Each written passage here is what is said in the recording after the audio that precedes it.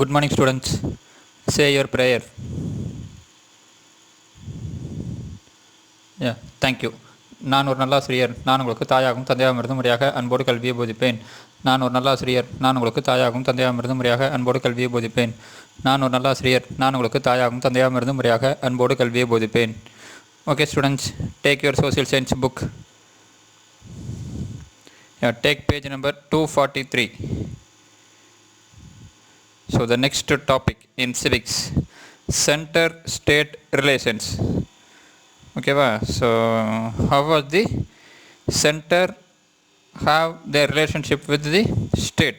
Yes, what was the relationship between the center and the state? That is how they rule the country, how they administer their power.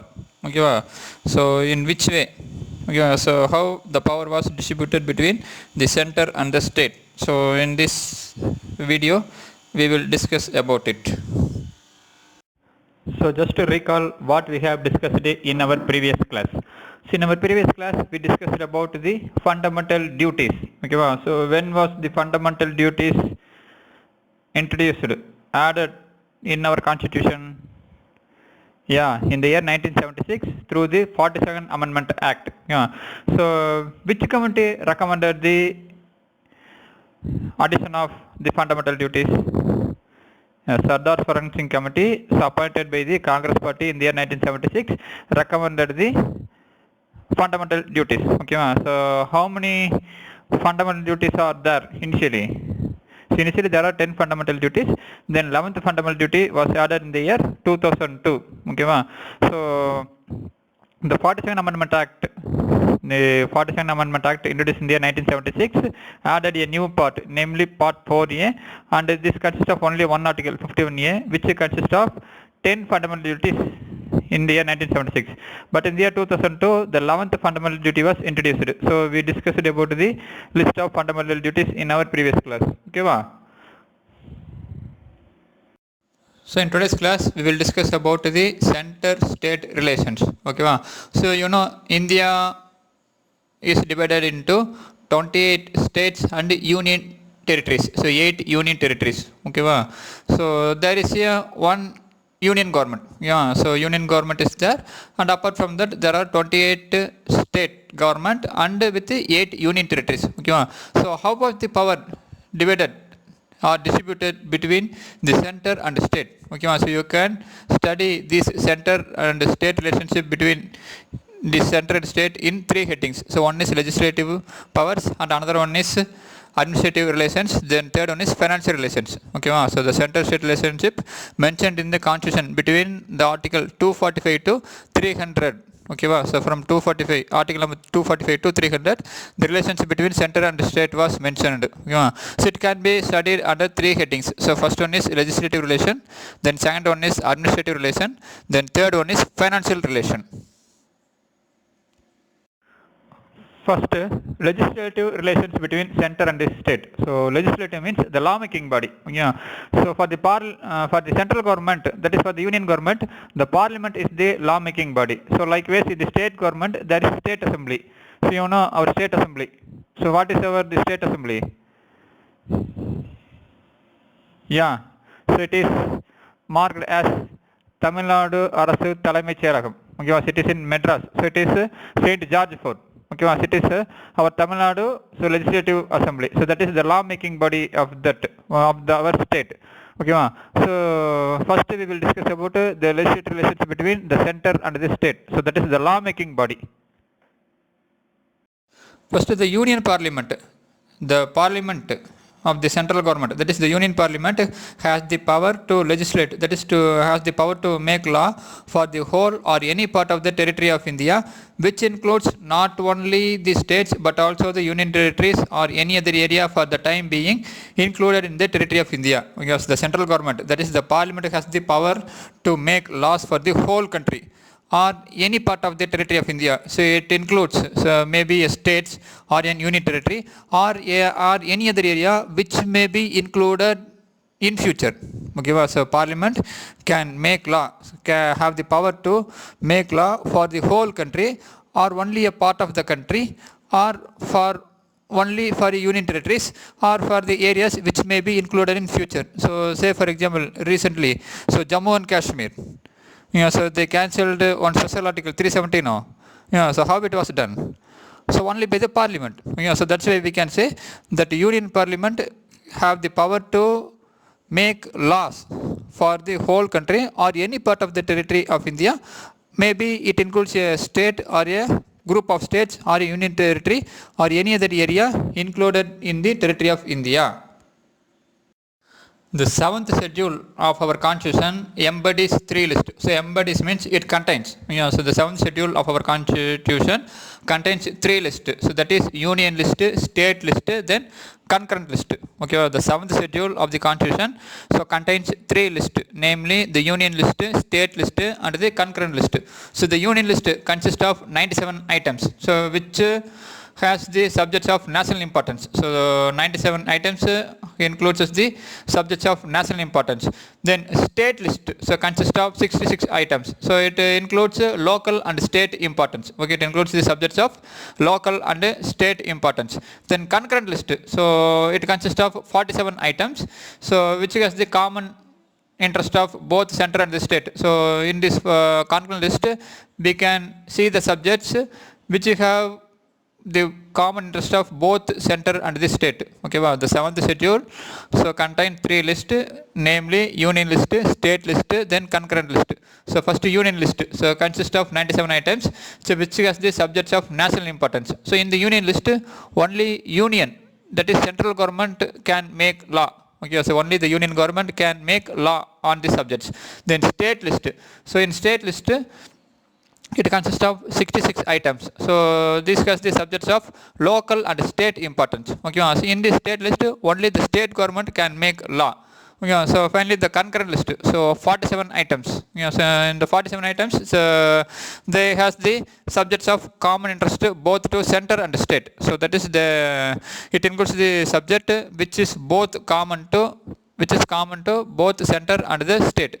So in this concurrent list both the center and the state can make laws. And you can see the subjects, so some of the subjects in union list, so in which the central government only can make laws, that is defense, banking, currency, foreign affairs and communication. So in these subjects only union list, that is only union government can make laws. Then in state list it includes police, trade, commerce, agriculture and irrigation. So in these subjects only the state government can make laws. Okay.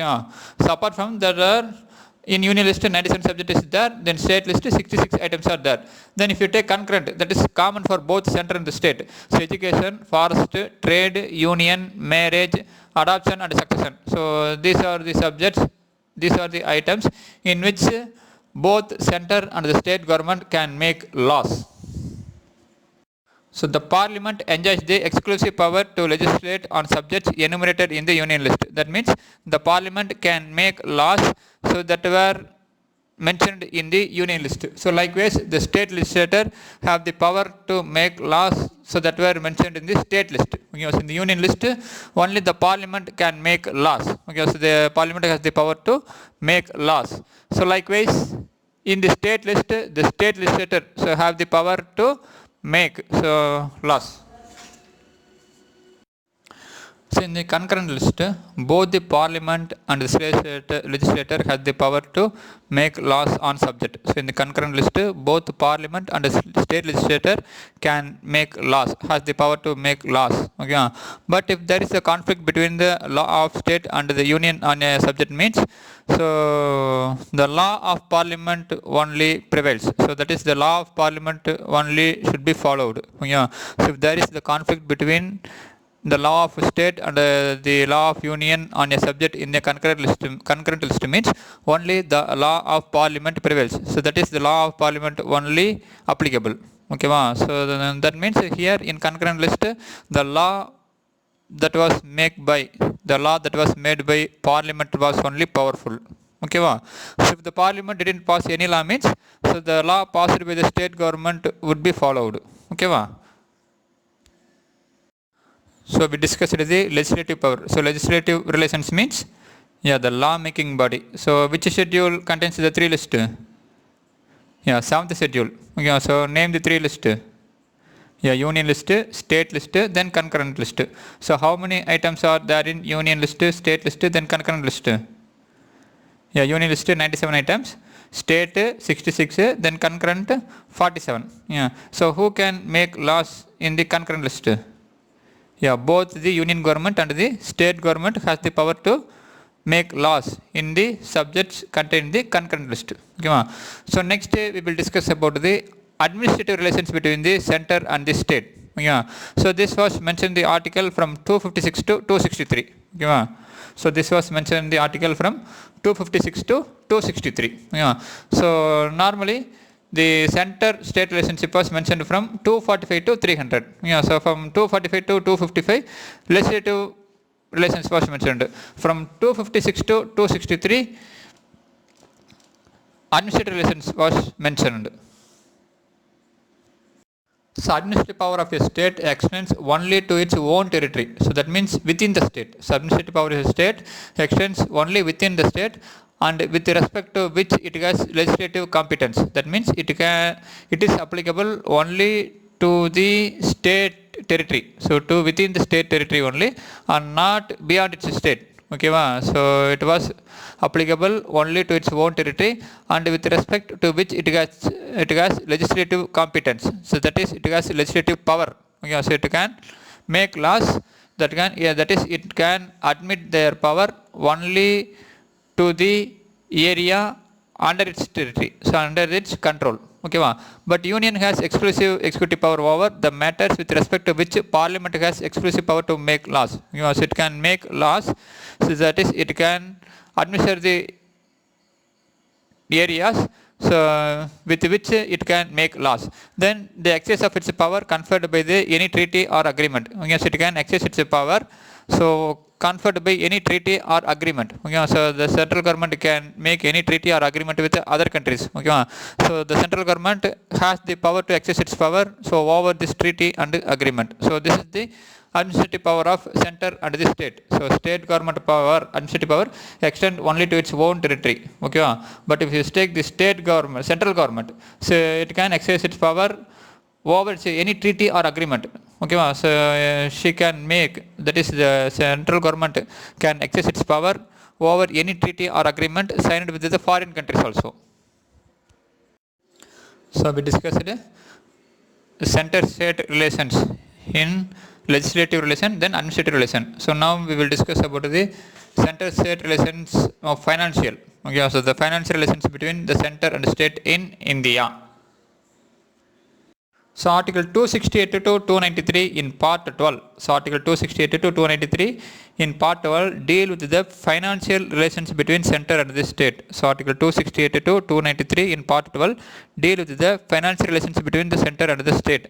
So the center and the states are empowered, that is they have the power, they were given the power by the constitution to impose various kind of tax, because the center and the state have the power to impose various kind of tax on the people, so over the people. So and certain taxes are imposed and collected by the center and divided between the center and the state based on the recommendation of the finance commission. Okay. So both the center and the state has the power to impose tax, and some of the tax were collected by central government and it was divided between the center and the state. Okay, so both the center and the state have the power to impose taxes, but certain taxes were imposed and collected by the center, and these taxes were divided between the center and the state based on the recommendation of finance commission. So the finance commission was appointed by the president. Yeah, so the finance commission was appointed by the president under article 280 of the constitution. Yeah. So now the 15th finance commission. So the chairman was N.K. Singh. So shown in this picture. Yeah. So he was the chairman. So present chairman of the finance commission. Yeah. So he was appointed by the president. So under article 280 of the constitution. Okay, Sarkaria Commission. So late Prime Minister Indira Gandhi, yes, our former Prime Minister Indira Gandhi appointed the Sarkaria Commission in 1983. So Sarkaria Commission appointed by former Prime Minister of India, Indira Gandhi, in the year 1983 to make an inquiry into the center-state relationship. So, in order to enquire the relationship between center and the state, Prime Minister Indira Gandhi appointed a commission called as Sarkaria Commission in the year 1993. So, the central government has implemented 180 recommendations of the commission. So, the Sarkaria Commission totally recommended 247 subjects. Okay, so the central government, the Sarkaria Commission recommended 247 changes. Okay, but the central government, so the Indira Gandhi government implemented 180 recommendations out of 247 recommendations by the commission. So the most important one is the establishment of interstate council in the year 1990. Okay, so the most important one was the establishment of interstate council in 1990. So the establishment of interstate council was not by Indira Gandhi. Okay, so interstate council was later introduced by the Congress party only. So it was introduced during the period of VP Singh, a prime minister. Okay, so Sarkaria Commission, so it was appointed by the Prime Minister Indira Gandhi in the year 1983 to make an inquiry into the center-state relationship. Okay, so based on the recommendation, so central government has implemented 180 out of 247 recommendations. So the most important one was establishment of the interstate council in the year 1990. So before that itself, in the year 1969, Tamil Nadu government appointed a 3-member committee chairman under the chairmanship of Dr. P.V. Rajamannar to examine the entire question of center-state relationship. Okay, was in the year 1983 only Sarkaria Commission was appointed. But before that itself, so in the year 1969, so the Tamil Nadu government, so the chief minister of that time was Dr. M. Karunanidhi. So Dr. Kalaignar Karunanidhi. So he appointed a 3-member committee under the chairmanship of Dr. P.V. Rajamannar to examine the entire question of center and state relations. So before that itself, in the year 1969, Tamil Nadu government appointed a 3-member committee chairman under the chairmanship of Dr. P.V. Rajamannar to examine the entire question of center-state relationship. Okay, was in the year 1983 only Sarkaria Commission was appointed. But before that itself, so in the year 1969, so the Tamil Nadu government, so the chief minister of that time was Dr. M. Karunanidhi. So Dr. Kalaignar Karunanidhi. So he appointed a 3-member committee under the chairmanship of Dr. P.V. Rajamannar to examine the entire question of center and state relations. Then official language. So part 17 of the Constitution deals with the official language in articles 343 to 341. So part 17 of the Constitution deals with the official language in articles 343 to 351. So note down, there is no national language in India. So only official language. So initially the Constitution consists of 14 regional languages included in the 8th schedule. So the official language was included in the 8th schedule. Okay, so the 7th schedule consists of the 3 subjects. So 3 lists: union, state and concurrent. Okay. Then the 8th schedule, so it includes the regional languages. So the Constitution recognizes the 14 regional languages. So at present there are 22 regional languages. Okay, so you can see in this picture. So 22 regional languages. So Kashmiri, Nepali, Bengali, Dogri, Gujarati, Maithili, Kannada, Hindi, Marathi, Tamil, Punjabi, Malayalam, Manipuri, Assamese, Telugu, Urdu, Konkani, Sanskrit, Sindhi, Oriya, Sandali and Bodo. So these are the 22 official languages of India. So in these languages, so one language is a foreign language. Do you know? Nepali. So it was spoken in Nepal. But it was recognized as the official language of India. So in part 17 of the Constitution, from article 343 to 341, that is in the 7th schedule. 8th schedule, the official language was included. So 7th schedule, the legislative relations, that is the union list, state list and concurrent list. Okay, in the year 2004, the government of India decided to create a new category of languages called as classical languages. So classical languages. What is meant by classical languages? So they are the old language. So with the proper culture, and also they have their own style. Yes, no foreign languages can disturb. So no foreign language was disturbed these languages. So they are considered as the classical languages. So there are a lot of qualifications for introducing, for selecting a language as a classical. Yeah. So to our pride, so Tamil was elected as the first. So Tamil was first declared as the classical language. So in the year 2004, Tamil was declared as the classical language. Then 2005 Sanskrit was declared. Then 2008 Telugu and Kannada. In the year 2013 Malayalam. In the year 2014 Odia. So there are 6 classical languages. So Tamil, Sanskrit, Telugu, Kannada, Malayalam, Odia. So they have their own style of culture. So and these languages are spoken in India for more than 2000 years. Yeah, so these are the languages which was spoken in India, so more than 2000 years. So they are very, very old languages, so old classical languages. Okay, ma. Okay, students, today's class over. So we discuss about the center-state relationship. Yeah, so legislative relation, administrative, then financial. So legislative already once we recalled. The administrative means how the state and the center have their power. Yes, in which area they have their power. Then financial means so the impose of tax.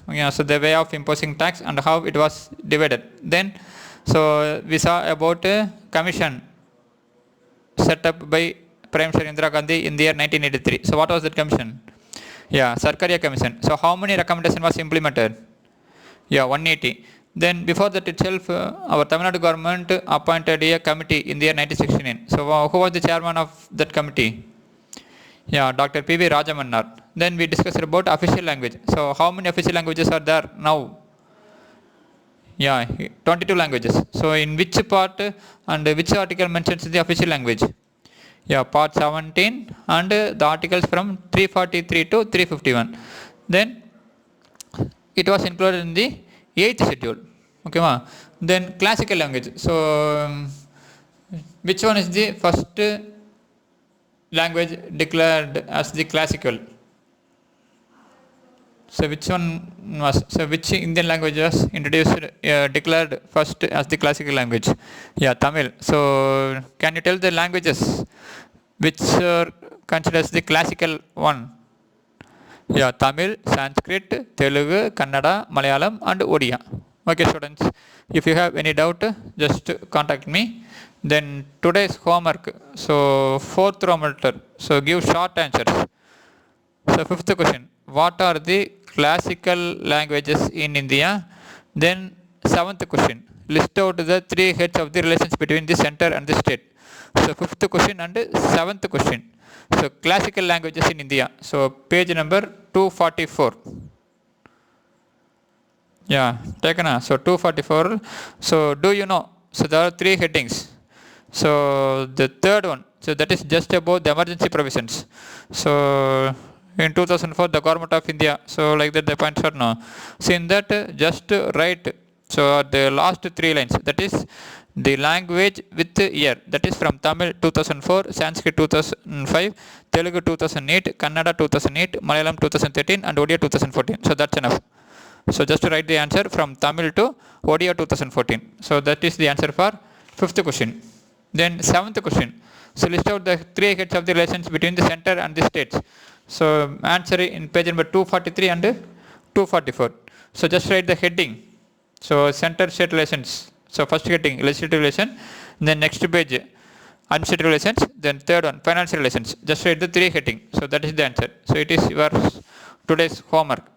Then after completing the homework for textbook reading, so read the center state relations. Okay, ma? Okay, students, don't forget to do your homework. So have a nice day. Thank you.